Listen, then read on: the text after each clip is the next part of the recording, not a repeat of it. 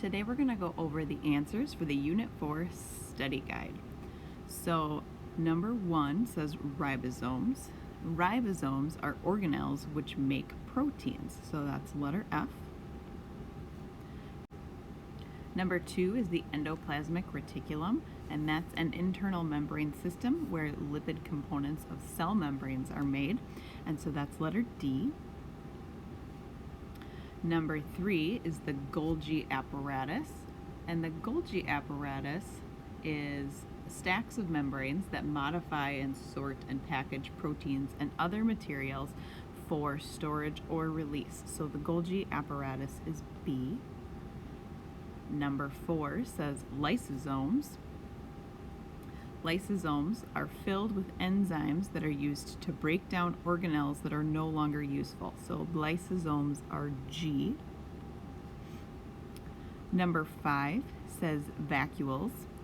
Vacuoles are sac-like structures that store materials. So you can store lots of different things in a vacuole, but it will always store materials, and that is E. Number 6 says chloroplasts. Chloroplasts convert energy from sunlight into chemical energy that is stored as food, so that's A. And number 7 is mitochondria. They convert chemical energy stored in food into a form that can be easily used by cells. Remember, that form is the molecule ATP, and so that one is letter C. And then number 8 says, which of the following is a function of the cell membrane? And the cell membrane does the job of managing what goes in and out of cells, right? So that's regulating the movement of materials in and out of cells, and that is letter D. Number 9 says, which structure in the cell shown above stores materials such as water, salts, proteins, and carbohydrates? And that is structure C, right? So that's the correct answer. And if you look, structure C is this big open space that's membrane bound, and that's where you can store lots of different materials in both plants and animals. Number 10 says, which of the following is a function of the nucleus? And remember that the nucleus stores DNA, and so that's function A, and the nucleus in the cell is this structure right here. Number 11 says, which of the following is a function of the cytoskeleton? And the cytoskeleton helps the cell to keep its shape. Remember, it's a bunch of different proteins and structures inside of the cell that give it structure from within, much like your own skeleton. And then number 12 says, list 3 structures that are found in plant cells but not animal cells.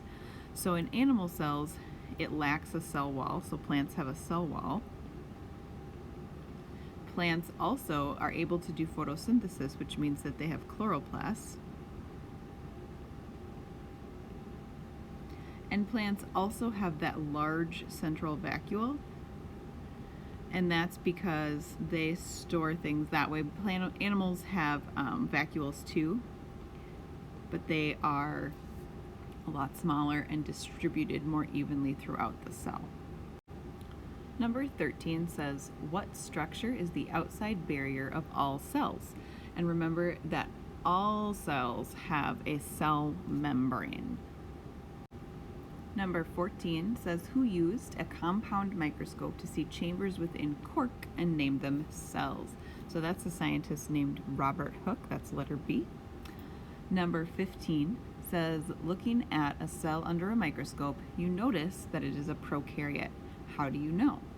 And remember, prokaryotes are different from eukaryotes because the cells lack a nucleus. Number 16 says, which type of microscope can produce 3-dimensional images of a cell's surface? So if you remember from the lecture, the scanning electron microscope allows you to make detailed images of the surface of cells and other structures. And number 17 says, what is the magnification of a microscope if the eyepiece is 10x and the objective lens is 40x? So remember, to find total magnification, you will take your eyepiece, which is 10x, and you will multiply that by the objective lens, which is 40x, and that will give you a total magnification of 400. Number 18 says, which of the cells is a plant cell? So remember, plant cells have a cell wall, but also a nucleus. So 2 of these cells have cell walls, but only one of them has a cell wall and a nucleus, and that is cell A. So that's the plant cell. Number 19 says, which of the cells is a prokaryote? Remember, prokaryotes do not have a nucleus, and both cells A and B have a nucleus, so neither of those can be a prokaryote, which means that number 19 must be letter C. Number 20 says, which of the following is not a principle of cell theory? And so the answer to that is letter C, right? Very few cells are able to reproduce, and that's because all of those other things about cells are true. They are the basic unit of life. All living things are made of cells, and all cells are produced from existing cells. Number 21 says, which of the following encloses their DNA in a nucleus?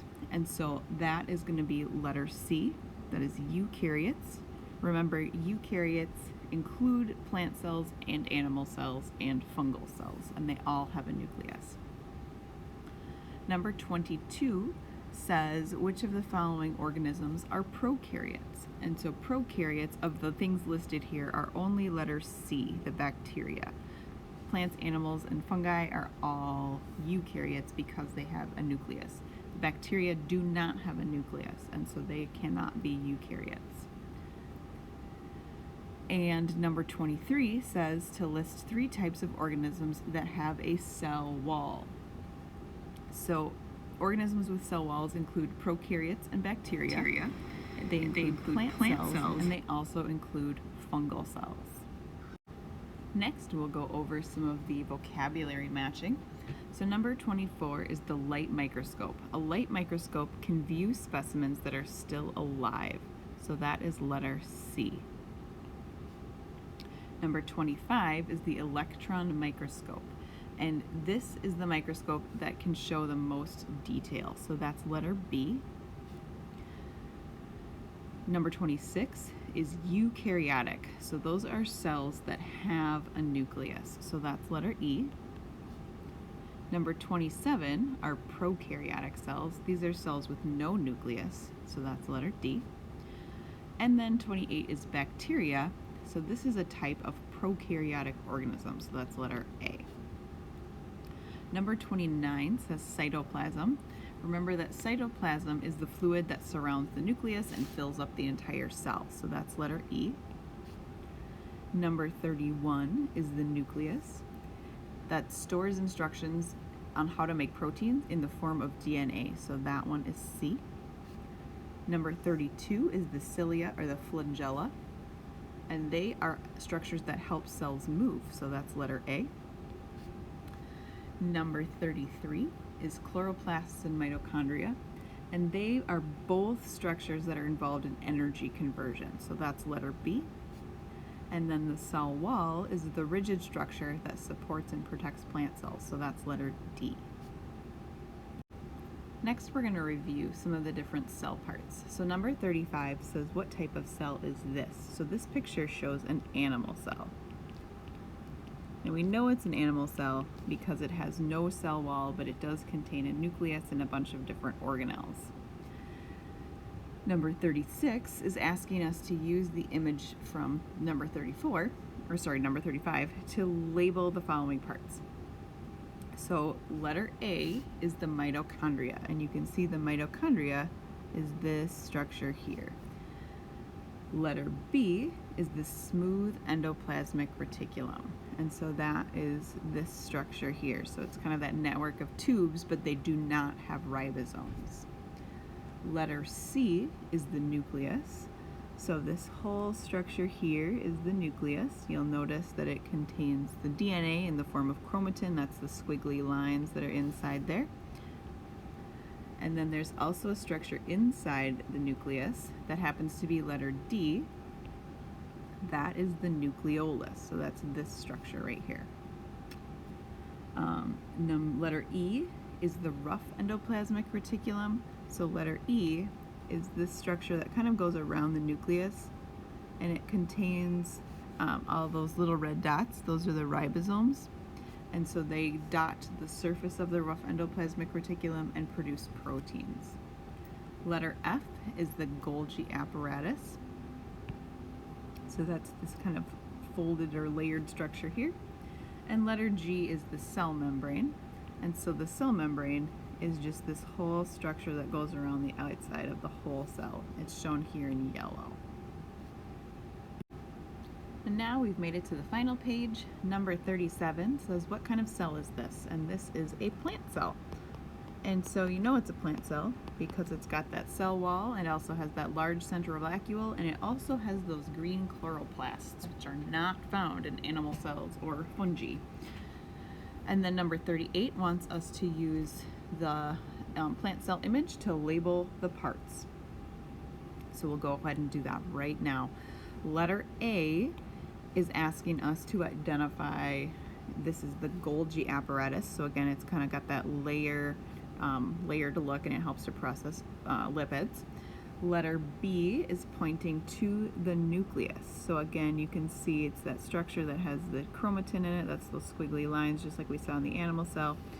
And then it also contains the nucleolus, which is that dark purple structure in the center of the nucleus. Letter C is the rough endoplasmic reticulum. Again, notice that it has those little red dots on it, and those little red dots that cover the surface are the ribosomes. Letter D is the smooth endoplasmic reticulum. So it's similar and close to the rough endoplasmic reticulum, but it's a network of tubes that are not covered in ribosomes, which is why it's called the smooth endoplasmic reticulum. Letter E is that large central vacuole. So in plant cells, you can see this big structure here. It looks like an empty space, but it's filled with dissolved things that are being stored, such as carbohydrates and proteins and things like that. Letter F is the chloroplasts. So remember, those are those green structures that are photosynthetic, and so those are going to produce sugars for the plant by using energy from the sun. Letter G is pointing to that cell wall. So that's that rigid structure on the outside of the cell. And then letter H is pointing to the cell membrane. So that's that thinner layer that's inside of the cell wall that also surrounds the entire cell, because you can see the cell wall or cell membrane does in fact travel all the way around the cell, and that controls what goes in and out of the cell. And then lastly, letter I is pointing to the mitochondria. So one mitochondria is actually called a mitochondrion, it ends with an N, that's what makes it singular. Mitochondria that ends with an A is plural. And so here you can see one mitochondrion.